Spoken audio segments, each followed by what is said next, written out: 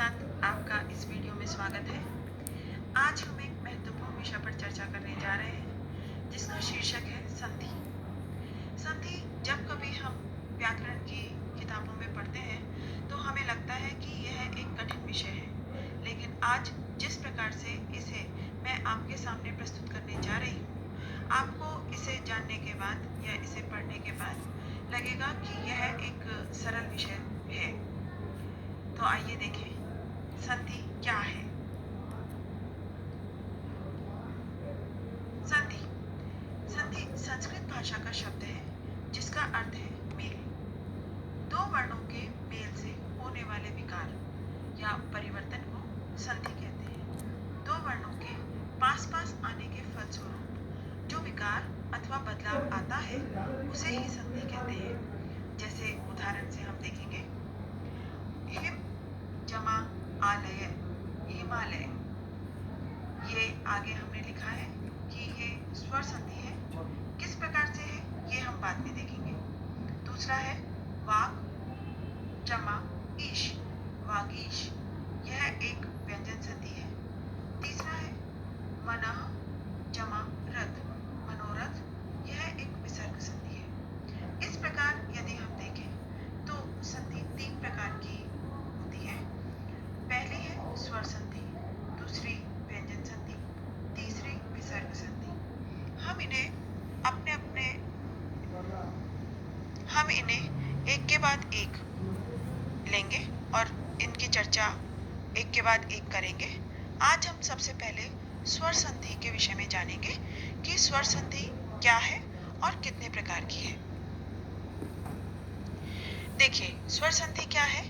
दो स्वरों के पास पास आने से उत्पन्न हुए विकार या बदलाव या परिवर्तन को स्वर संधि कहते हैं। यह विकार 5 प्रकार का होता है।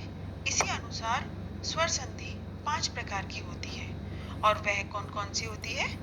सबसे पहले है दीर्घ संधि, दूसरी गुण संधि, तीसरी वृद्धि संधि, चौथी यण संधि और पांचवी अयादि संधि।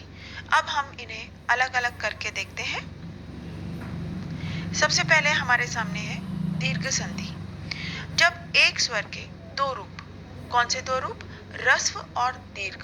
ह्रस्व यानी छोटा और दीर्घ यानी बड़ा, दोनों प्रकार के स्वर जब एक दूसरे के बाद आ जाते हैं या एक दूसरे के बाद यानी एक के बाद दूसरा, जब कभी भी इस प्रकार से ये दोनों स्वर आते हैं तो दोनों मिलकर के उसका दीर्घ वाला स्वर हो जाते हैं। यानी जिस प्रकार देखिए, अगर छोटा स्वर ह्रस्व स्वर जमा ह्रस्व स्वर यानी कि छोटा स्वर, दोनों यदि पास पास आएंगे, दोनों छोटे स्वर पास पास आएंगे लेकिन वो समान स्वर होंगे तो वे अपने दीर्घ स्वर में परिवर्तित हो जाएंगे।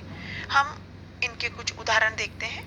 देखिए, अ जो कि एक छोटा स्वर है जमा अ जो भी एक छोटा स्वर है, उसके बाद दोनों के स्थान पर हो गया आ। इसका उदाहरण है सूर्य प्लस अस्त।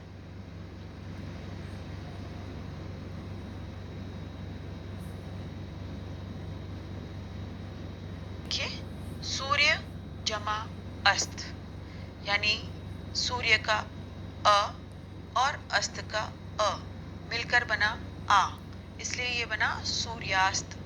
इसी प्रकार धर्म जमा अर्थ मिलकर के बना धर्मार्थ।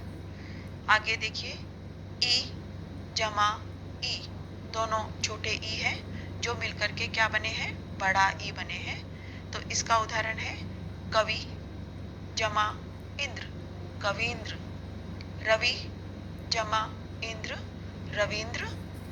इसी प्रकार उ जो कि छोटा है जमा उ, वह भी छोटा है, मिलकर के बना बड़ा उ यानी दीर्घ स्वर। इसका उदाहरण है गुरु जमा उपदेश गुरु उपदेश। विष्णु जमा उदय विष्णुदय। इनमें देखिए आप, छोटा ऊ है, यह भी छोटा ऊ है, मिलकर के यहाँ पे बना है बड़ा ऊ। अब ह्रस्व स्वर जमा दीर्घ स्वर मिलकर के बनता है दीर्घ स्वर। यानी देखिए आप, यहाँ पर पहले रस्व यानी छोटा स्वर आया है, जमा बड़ा स्वर आया है, तो मिलकर के बना है बड़ा स्वर। दीर्घ स्वर देव जमा आलय, देवालय। धर्म जमा आत्मा, धर्मात्मा। इसी प्रकार ई का है, गिरि जमा ईश, गिरीश। कपि जमा ईश, कपीश। इसी प्रकार हमने ऊ को करके दिखाया है। ऊ ये एक छोटा स्वर है, जमा ये एक बड़ा स्वर है, दोनों मिलकर के बने हैं दीर्घ स्वर यानी कि बड़ा स्वर। लघु जमा ऊर्मी, लघूर्मी। ये आप देख सकते हैं, ये एक छोटा ऊ है और ये एक बड़ा ऊ है, यानी ये ह्रस्व स्वर है और ये दीर्घ स्वर है, मिलकर के बना है दीर्घ स्वर। अब दीर्घ स्वर जमा ह्रस्व स्वर मिलकर के भी बनता है दीर्घ स्वर, यानी पहले यदि बड़ा स्वर आएगा, दीर्घ स्वर आएगा और उसके पश्चात यदि ह्रस्व यानी छोटा स्वर आएगा तो भी वह मिलकर के क्या बनेगा, दीर्घ स्वर बनेगा। जैसे आ जमा अ मिलकर के बना आ। इसका उदाहरण है विद्या जमा अर्थी, विद्यार्थी। ऐसे ही बड़ाई जमा छोटाई मिलकर के बना बड़ाई। मही जमा इंद्र, महेंद्र। इसी प्रकार ऊ बड़ाऊ यानी दीर्घ जमा ह्रस्व ऊ यानी छोटा ऊ मिलकर के बना दीर्घ। और यह बना वधु जमा उत्सव, वधूत्सव। इसका एक और तरीका है कि देखिए, दीर्घ स्वर जब कभी भी ऐसा होता है कि दीर्घ स्वर जमा दीर्घ स्वर आते हैं तो भी मिलकर के दीर्घ स्वर ही बनता है। यानी यदि यहाँ पर दीर्घ यानी बड़ा स्वर आएगा और उसके पश्चात भी बड़ा ही आएगा तो दोनों के स्थान पर मिलकर के बड़ा हो जाएगा। जैसे विद्या जमा आलय, विद्यालय।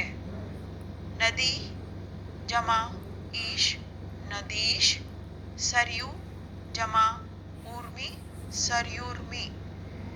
यह आपने देखा कि दीर्घ संधि में हमने जो कुछ भी देखा उसमें हमने पाया कि चाहे ह्रस्व स्वर आए चाहे दीर्घ स्वर आए, जब दोनों स्वर आपस में पास पास आते हैं तो उनमें जो बदलाव होता है वह किस प्रकार का बदलाव होता है कि उनके स्थान पर दीर्घ स्वर आ जाता है।